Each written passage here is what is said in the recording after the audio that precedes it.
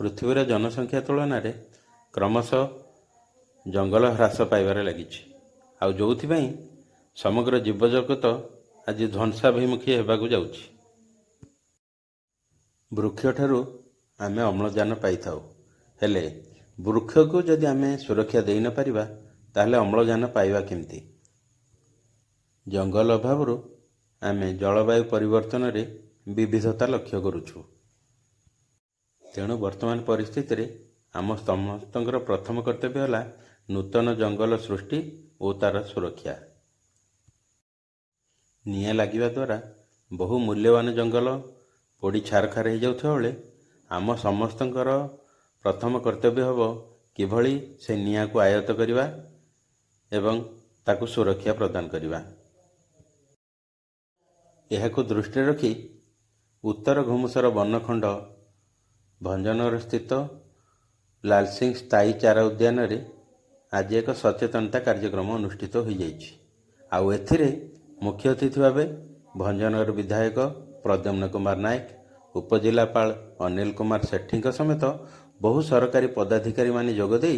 निज निजर वक्तव्य रखिथिले।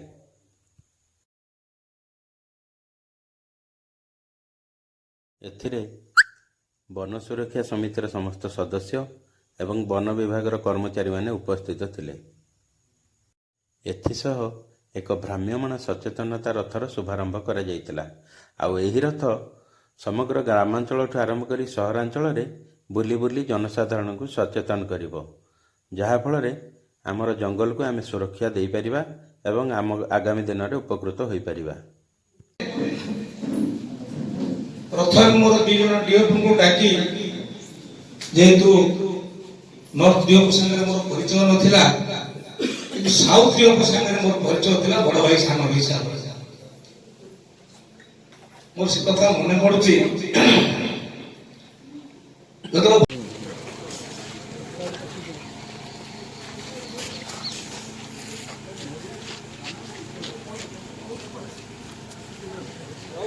काम कोन सर हमर जो 100टा पीएसएस लोक हो देला तो साथ देव तो काहे ना हां काटे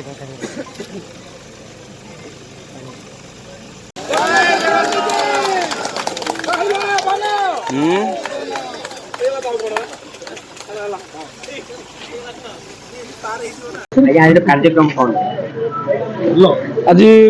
वन विभाग तरफ जो सचेतना कार्यक्रम करा जाइतिला जे जंगल रे किति निया न लागिवो, जंगल जंतु किंती सुविधा सुरक्षित रहिबे एवं जलवायु परिवर्तन उपरे जो आलोचना चक्र थिला जंगल विभाग तरफ समस्त वन विभाग कर्मचारी और समस्त VSS कर्मी मान को नहीं गोटे सुंदर कार्यक्रम लोक को केमती सचेतन करवा जंगल रे जिंती कि निया लागिवनी और जंगल जंतु केमती सुरक्षित रही पारिबे। ए कार्यक्रम रे भंजनगर उपजिलापाल ठू आरंभ करी तहसीलदार वीडियो महोदय समस्त वन कर्मचारी माने तहसीलदार माने उपस्थित रही ए कार्यक्रम को हाथ को निया जायथिला।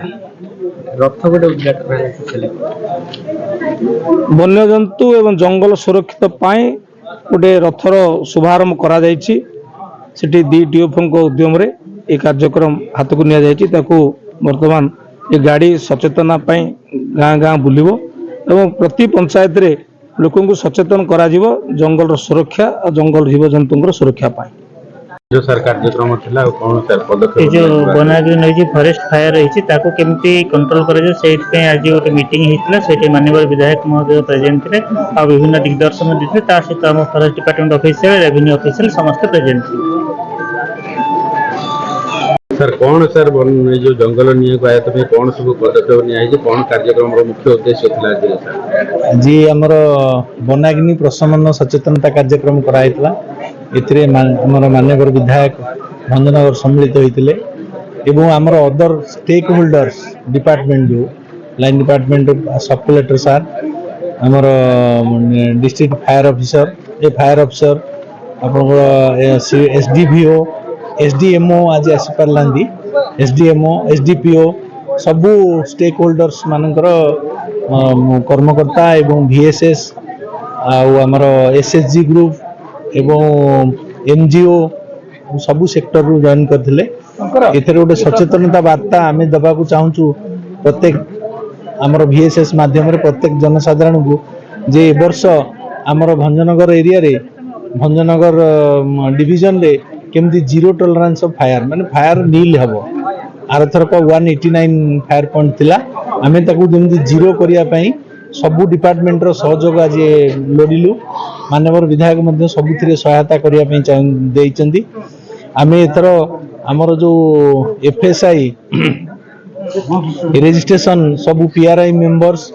एवं other government officials other department officials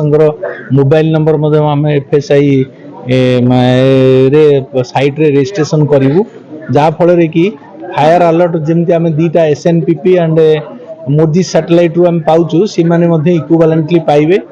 से माने मध्ये पार्ट एंड पार्ट से जंगल निया को केमती से रोकी परिबे हम अंचल रे।